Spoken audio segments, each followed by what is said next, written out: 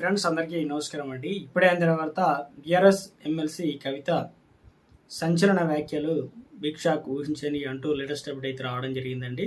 So వివరాలు ఏంటనేది వీడియోలో తెలుసుకుందాం. వీడియో నుంచి చివరి వరకు చూడండి, అర్థమవుతుంది. మరోసారి ఛానల్ ఇస్తే తప్పకుండా సబ్స్క్రైబ్ చేసుకోండి. చూస్తున్నారు కానీ లైక్ చేయడం మర్చిపోతున్నారు, వెంటనే లైక్ చేయండి. వివరాలకు వచ్చినట్లయితే, సో బీఆర్ఎస్ నేతలపైన తీరుపైన తెలంగాణ జాగృతి అధ్యక్షురాలు ఎమ్మెల్సీ కవిత సంచలన ఘాటు వ్యాఖ్యలు చేశారు. సో ఈరోజు మీడియాతో మాట్లాడుతూ, ఇంటి ఆడబిడ్డపై వ్యాఖ్యలు చేస్తే బీఆర్ఎస్ సోదరులు ఎవరు కూడా మాట్లాడలేదని తీవ్ర స్థాయిలో ఆవేదన అయితే వ్యక్తం చేశారు.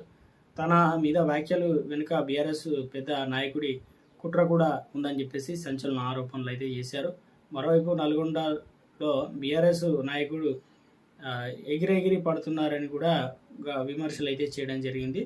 నల్గొండలో ఆయన ఒక్కడు గెలిచి మిగిలిన సీట్లని కూడా ఓటమికి కారణం కూడా అయ్యాడని చెప్పేసి, అలాంటి లిల్లీపుట్ నేత కూడా నా మీద మాట్లాడుతున్నాడని మరోసారి సీరియస్ అయితే అయ్యారు. అసలు కేసీఆర్ లేకపోతే ఆ లిల్లీపుట్ లీడర్ ఎవరు అని చెప్పేసి ప్రశ్నించడం జరిగింది.